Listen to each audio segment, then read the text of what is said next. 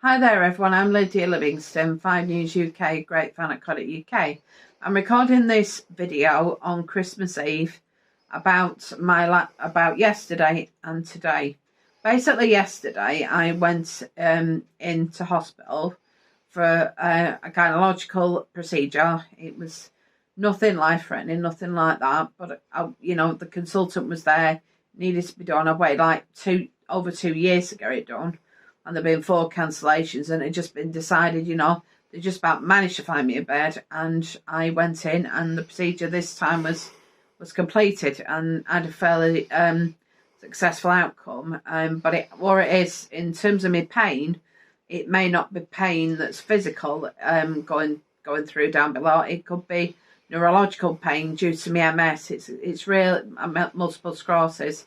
It gets really confusing. I often say I'm multi-complex disability awareness because I have autism, my PTSD, and multiple sclerosis combined, which can make life difficult to say the least. Also, while I was at the hospital, I started to get I had 2 panic attacks, one going into surgery, one coming out of surgery, and I think during my time, there's nothing the nurses did, nobody did anything wrong, nothing like that at that point.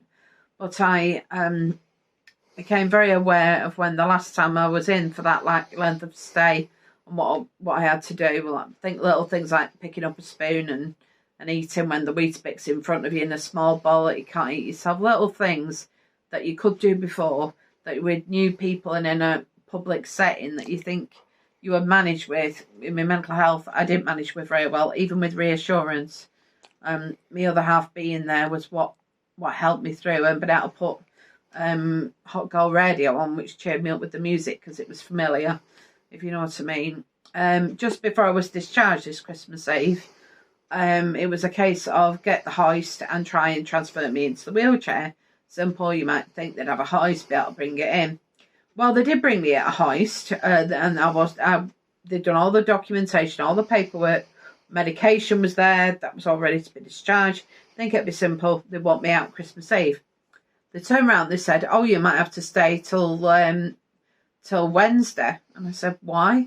Because we can't find the hoist. Basically, this is what can happen with people with MS.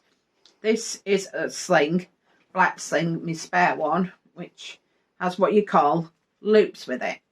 That is a loop on a ceiling track hoist thing. Well, basically, that relates to the kind of hoist that's referred to as an Oxford hoist. Simple. They do have them within the hospital. But the ones on that particular ward were what you call keyhole clips, which are hard for me to explain. They're blue, I think they are, but they're not the same. And because you can't use that hoist with this, it meant that I was facing potentially, if they couldn't sort something out for me, I'd be in over Christmas, even though I was fit to be discharged, and I was getting very anxious by this stage. We got it sorted out. It was not simple, but we managed to find a way to make it happen. But they never found the hoist that was really fully needed. And the one thing that annoyed me was they kept saying, the physio department and this other department, they probably got one. They had 3 members of staff going around the hospital asking, have you got this Oxford hoist? We need it to discharge this patient. And they couldn't find one, even by the end of it. And I was getting upset, demoralised, tearful, you name it. And I said to this nurse, I said, I like you, Rudolph Anklers. She was a really nice woman, but I just thought, I'm sorry to say it did my head in. Managed to sort it out, but we never did find the hoist. And to be told that these particular departments where this Oxford hoist were, they're all locked up because all the staff had gone home till Wednesday. It's just not a nice feeling at all. I'm glad they sorted something out, but they were already short-staffed last night, which was the night of my operation. There was what felt like chaos. I won't go into detail, but there wasn't enough staff, and there were only 2 nurses on at certain points. It was quite full on last night, to say the least, which I shouldn't be surprised about with the various strikes going on and the level of workload. I'm glad I got the procedure done. I'm glad They don't know much at the moment. I'm glad I'm home, to say the least. I have got plans over Christmas, and no offence to the staff there, I did not want to spend my time in that hospital, especially when I was getting more and more agitated.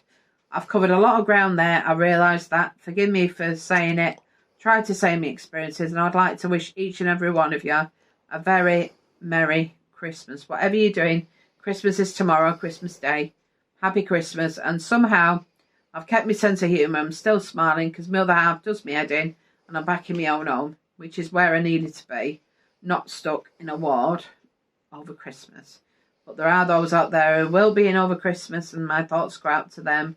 Merry Christmas to each and every one of you, and a prosperous New Year. Thank you. Goodbye.